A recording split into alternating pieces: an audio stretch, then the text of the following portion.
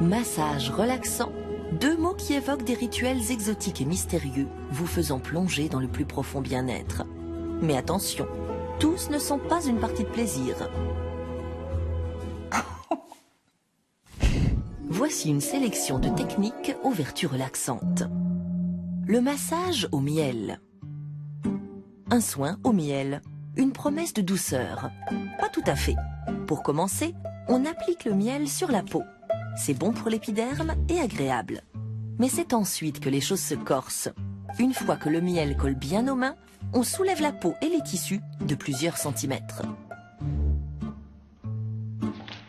Ça fait le même effet que lorsqu'on enlève un sparadrap qu'on a depuis plusieurs jours, quand on tire dessus d'un coup sec. Oui, c'est la même sensation que lorsqu'on arrache un sparadrap. Il permet de purifier la peau, d'éliminer les toxines et en stimulant la circulation, il détend et relâche les muscles. Le massage asiatique au pochon d'herbe. Ces pochons sont des carrés de tissu remplis de plantes médicinales que l'on plonge dans de l'huile chaude avant de les appliquer par tamponnage. Un procédé qui simule la brûlure pour activer le système immunitaire.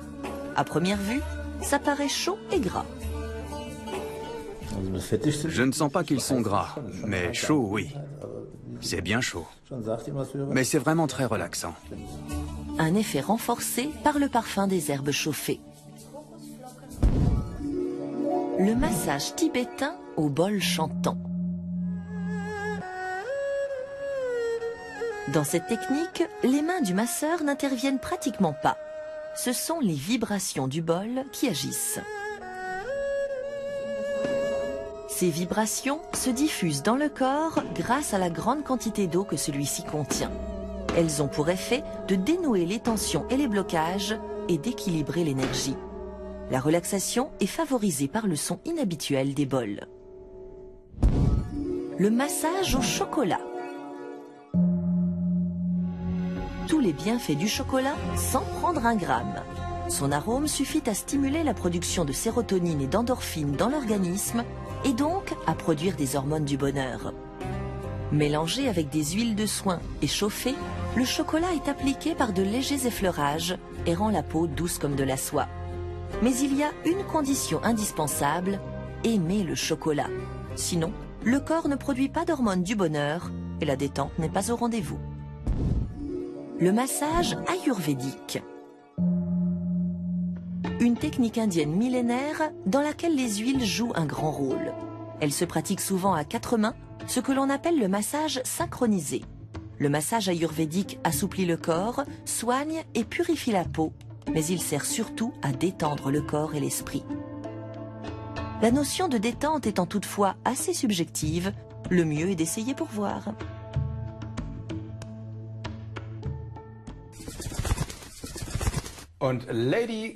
Et c'est justement ce que fait Lady Caro, ici, à Munich, dans un centre de formation professionnelle reconnu par l'État.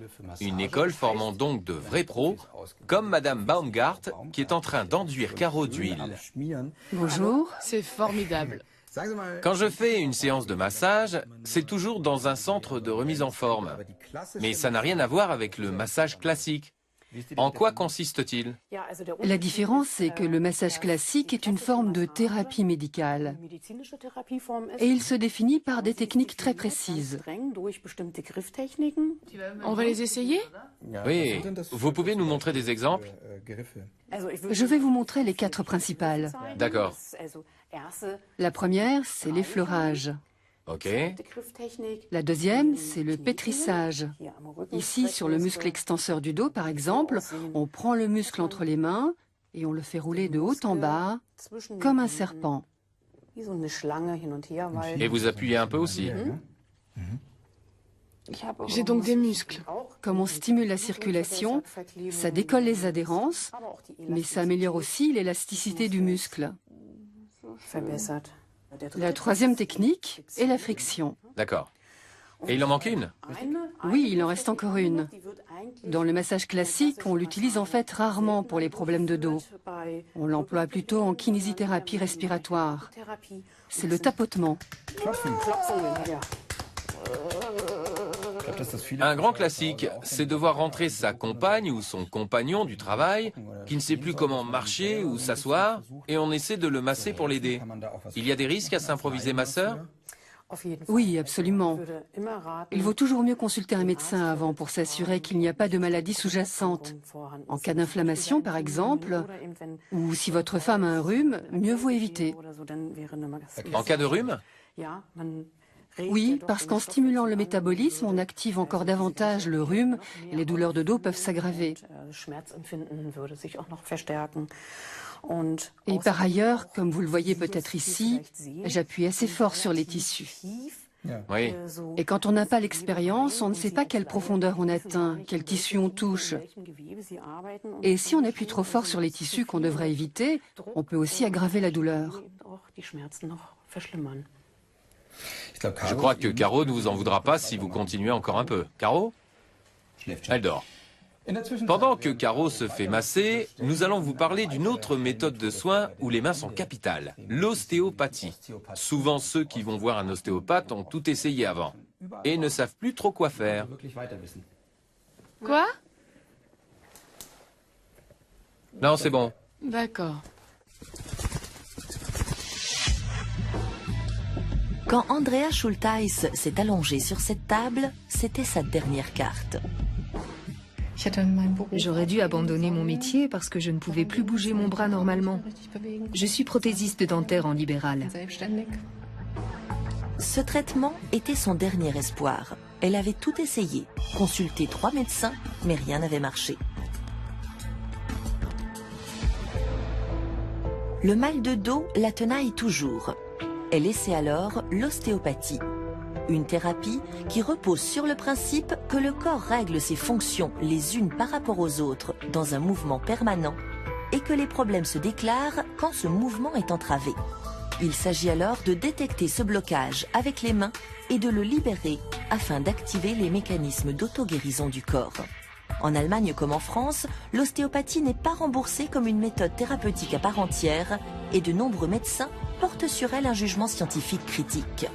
Le problème, l'effet thérapeutique de l'ostéopathie, se concevant sur la globalité du corps, il se démontre difficilement avec les études de la médecine classique qui associent un tableau clinique à un traitement ciblé.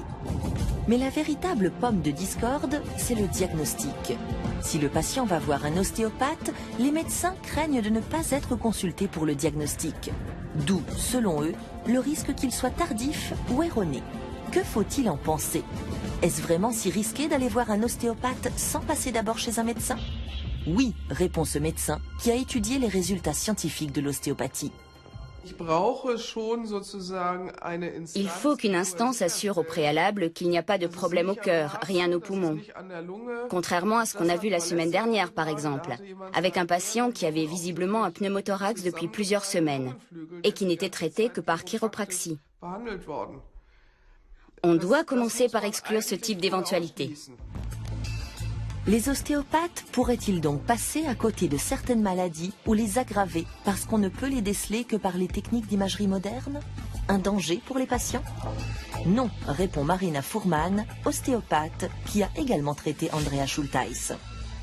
Je ne prétends pas non plus pouvoir agir sur une tumeur en une seule séance d'ostéopathie. Mais il s'agit avant tout d'évaluer si le patient entre dans le cadre de la pratique ostéopathique ou s'il doit être traité par la médecine traditionnelle. Et il n'y a pas de risque que vous passiez à côté de quelque chose, que le patient se reposant sur vous n'aille pas à l'hôpital pour passer une IRM? Non, je ne crois pas. Parce que nous sommes suffisamment attentifs pour demander très tôt aux patients de consulter aussi un médecin traditionnel si c'est nécessaire. Dans le cas d'Andrea Schultheis, c'est l'inverse. Elle a commencé par consulter un médecin, 3 même, mais sans résultat. Comment expliquer, demandons-nous aux médecins, que les multiples visites chez un orthopédiste et un neurochirurgien, les IRM, les injections de cortisone, les antalgiques et la kinésithérapie n'aient servi à rien? Ce n'est pas une preuve d'incapacité? En orthopédie-traumatologie, il y a des personnes qui ont des spécialisations très différentes. Nous avons un système où il y a de très nombreux acteurs qui ont des qualifications complètement différentes et par conséquent des façons tout aussi différentes de traiter les problèmes. Le parcours du combattant d'Andrea Schultheis a duré plus de 2 ans. Aucun médecin ne lui a conseillé d'aller voir un ostéopathe. Elle l'a fait de sa propre initiative parce que les douleurs n'étaient plus supportables. Madame Fuhrmann se souvient bien de son cas.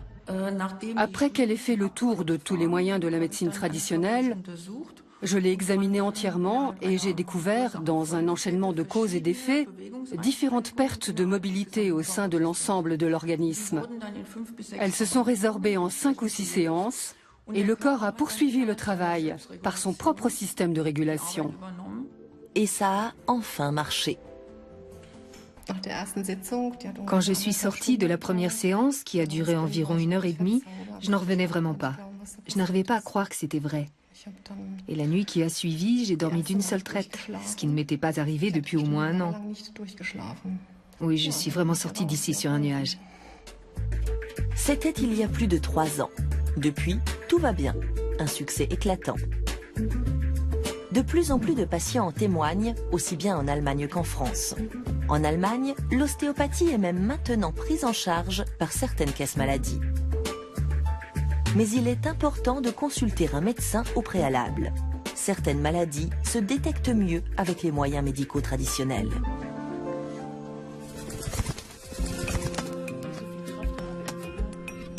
Retour à l'école de massage de Munich en compagnie de Madame Baumgart. 22 élèves s'exercent actuellement autour de 11 tables de travail. Une partie capitale de leur formation est le massage des points gâchettes. Et cette fois encore, Caro s'est portée volontaire avec ses 500 points gâchettes, normalement. Madame Baumgart, on aimerait bien savoir ce que sont ces points gâchettes.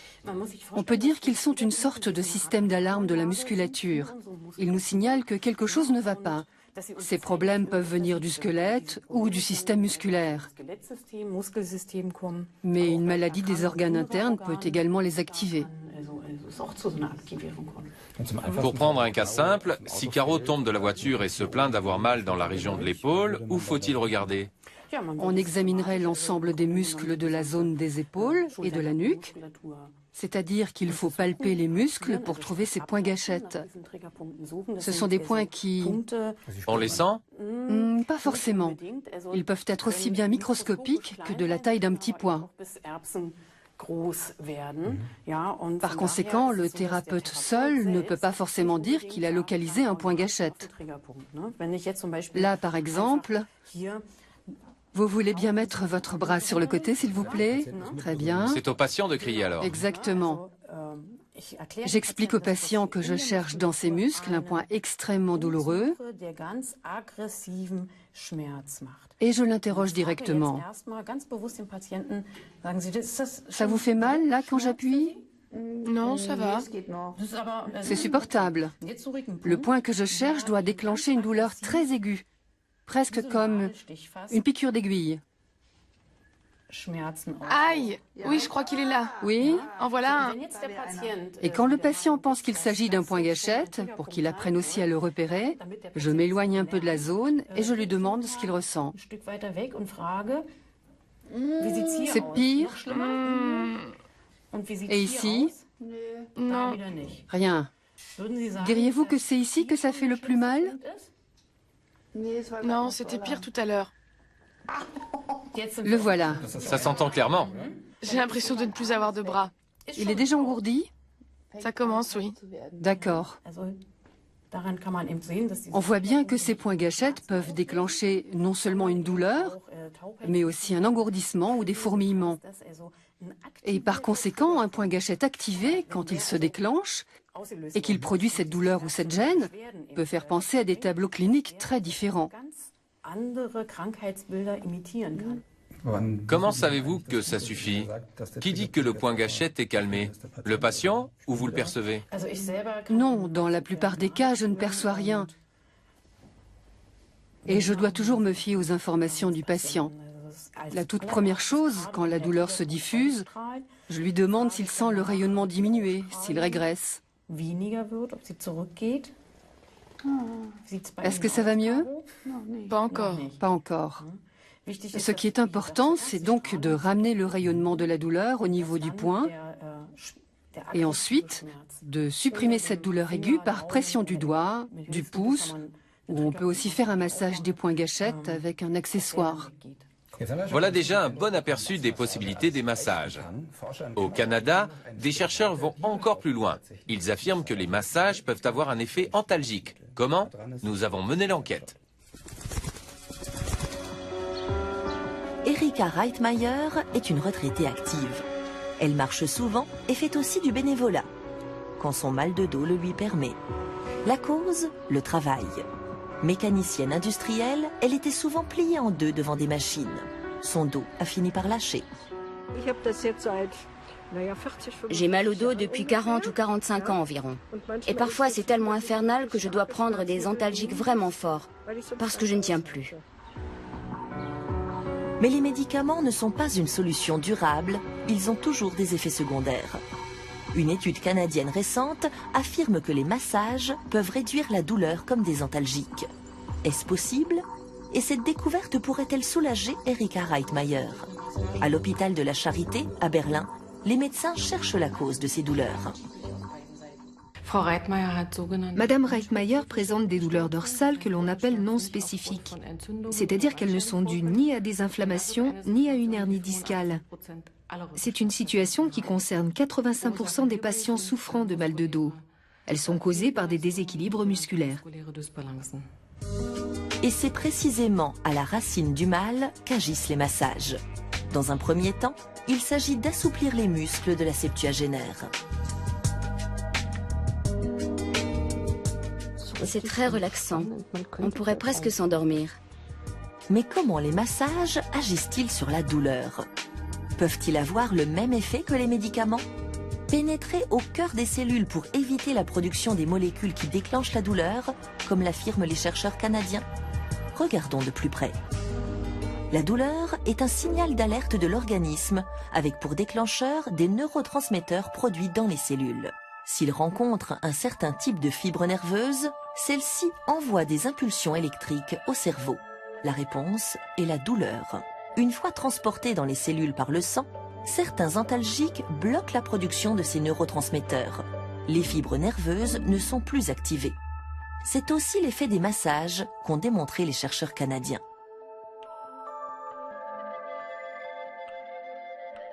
Pour en savoir plus, nous rencontrons Siegfried Menze, spécialiste de neuroanatomie et des douleurs musculaires.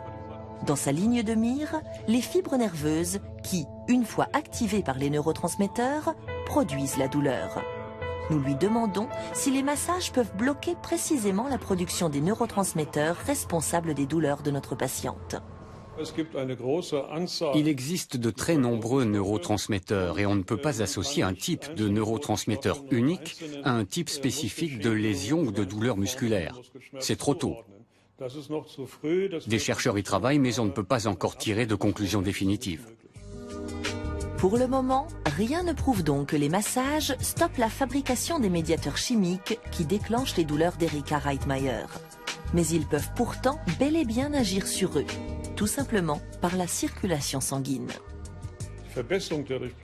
En activant la circulation sanguine, on draine en même temps les éventuelles molécules médiatrices de la douleur qui sont présentes en grande concentration. Le massage diminue la concentration des substances qui peuvent déclencher la douleur. La douleur a également une autre cause. Les fibres nerveuses réagissent aux stimuli mécaniques. Il faut tenir compte du fait que les malades du dos ont davantage d'adhérence entre le tissu conjonctif et le muscle proprement dit.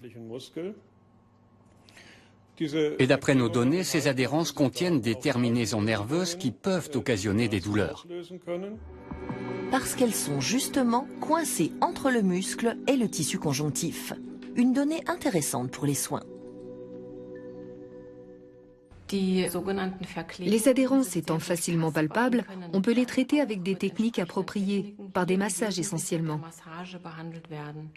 Il existe différents types de massages qui permettent de restaurer la souplesse du tissu et par conséquent d'atténuer la douleur et d'améliorer le fonctionnement de l'organisme. Beaucoup de choses restent à découvrir sur les relations entre muscles, tissus conjonctifs et nerfs.